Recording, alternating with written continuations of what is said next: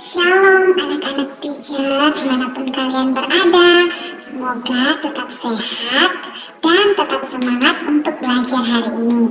Nah, hari ini kita akan masuk subtema 3 tentang giat berusaha meraih cita-cita bersama Miss Julita. Semangat ya anak-anak ya. Nah, kita akan mulai. Kita mau berdoa terlebih dahulu. Kita berdoa. Tuhan Yesus, terima kasih untuk berkat-Mu.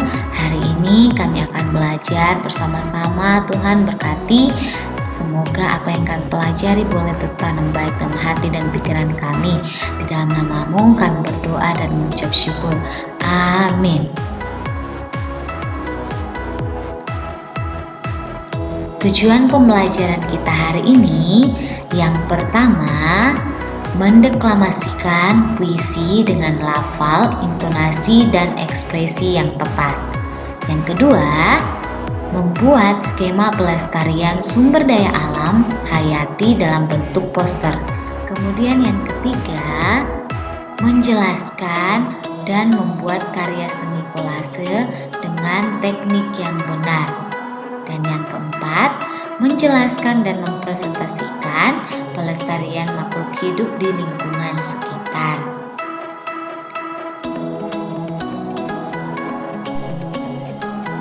Si penjaga perpustakaan keliling yang berjasa.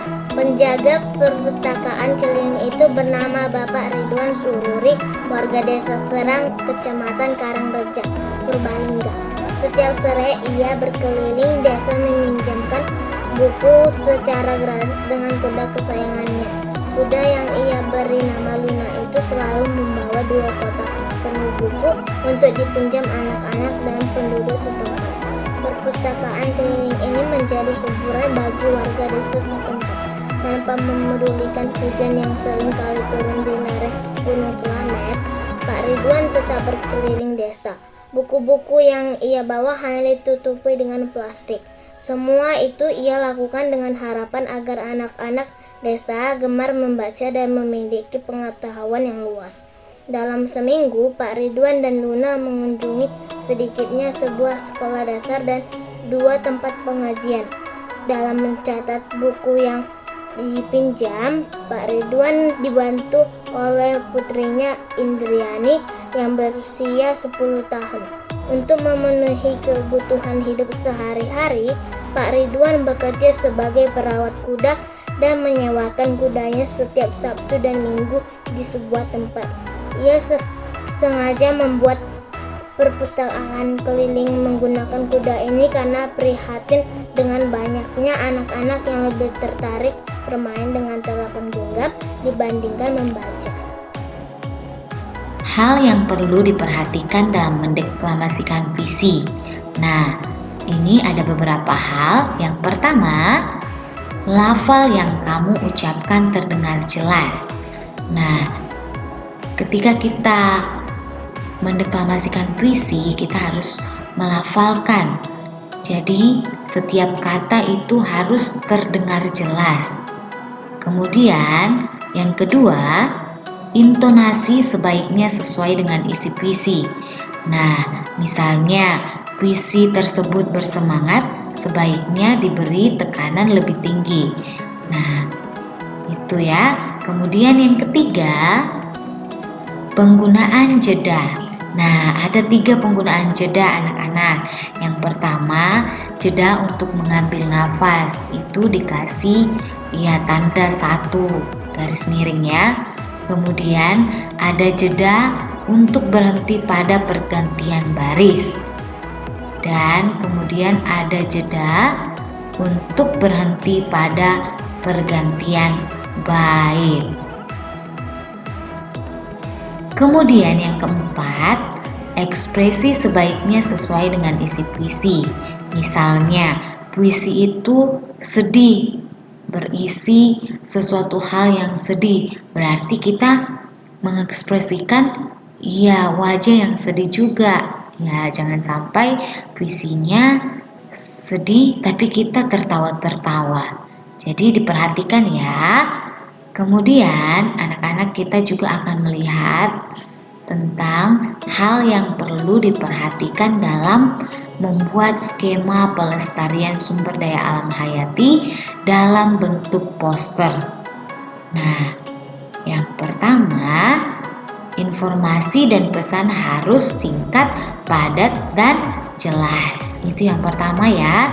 Kemudian yang kedua, tulisan harus dapat terbaca dengan jelas. Itu yang kedua. Kemudian yang ketiga, poster dibuat semenarik dan serapi mungkin. Itu ya. Yang ketiga. Nah, itu semua adalah hal-hal yang perlu diperhatikan dalam membuat skema pelestarian sumber daya alam yang bentuknya nanti dalam poster. Nah, kemudian kita akan belajar juga tentang kolase. Nah, anak-anak sudah pernah tahu kan apa itu kolase? Nah, kita lihat sama-sama ya. Coba perhatikan gambar ini. Nah, ini adalah salah satu contoh. Ya, ini macam-macam contoh kolase ya anak-anak. Nah, kita akan lihat pengertiannya sama-sama. Nah, kolase merupakan salah sebuah seni rupa dua dimensi yang menggunakan beraneka perpaduan bahan, antara lain kertas, kain, kaca, logam, pecahan keramik, pasta, dan kayu yang ditempelkan pada permukaan gambar. Nah, kamu bisa lihat contohnya ya. Nah, kolase juga biasa terbuat dari biji-bijian anak-anak. Ini biji-bijian.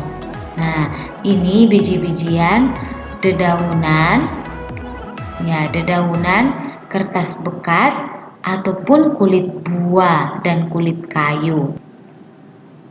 Kemudian, kalau misalnya kolase itu terbuat dari kertas, seperti ini terbuat dari kertas, kertas itu berasal dari kayu. Ya, kayu yang diolah menjadi kertas nantinya.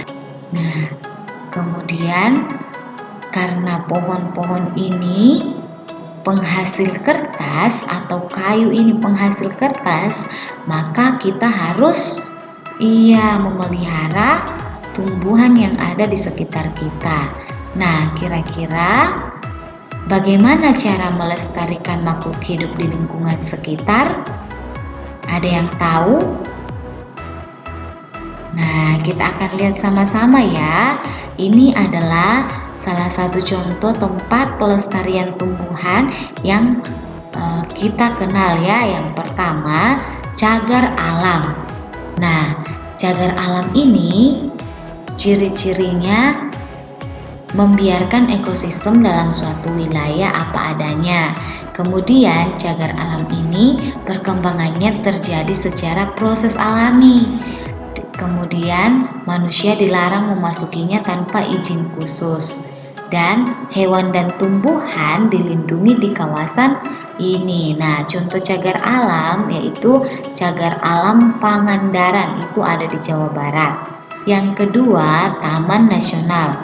Nah, Taman Nasional ini ciri-cirinya kawasan pelestarian alam yang mempunyai ekosistem asli. Kemudian yang kedua, hewan dan tumbuhan dilindungi di kawasan ini. Yang ketiga, dimanfaatkan untuk tujuan penelitian, ilmu pengetahuan, pendidikan, penunjang budidaya, pariwisata, dan rekreasi. Nah, ada juga contohnya yaitu Taman Nasional Gunung Leuser di Aceh dan Sumatera Utara. Mungkin ada yang sudah pernah lihat, ada? Kemudian ada Taman Nasional Ujung Kulon di Banten. Nah, kemudian yang ketiga ada namanya hutan lindung. Ini adalah dari katanya saja sudah lindung, melindungi. Jadi melindungi hewan, tumbuhan, dan daerah resapan air. Nah, hutan lindung Sungai Wain di Balikpapan, Kalimantan Timur itu adalah salah satu contohnya. Nah, kemudian ada kebun raya. Ada yang pernah lihat kebun raya di sini? Nah, kebun raya itu menghimpun, ciri-cirinya ya, menghimpun tumbuhan dari berbagai tempat untuk dilestarikan. Nah, contoh kebun raya yaitu Kebun Raya Bogor di Jawa Barat. Wah, kamu sudah belajar tentang tempat pelestarian tumbuhan anak-anak. Nah, kamu juga bisa melestarikan tumbuh-tumbuhan di sekitar rumahmu. Oke? Nah, sekarang kita sudah belajar banyak hal bersama-sama. Sekarang tugasmu adalah mengerjakan halaman 82 nomor 1 sampai 5 ya. Michelle tadi sudah bantu kita untuk membaca bersama-sama.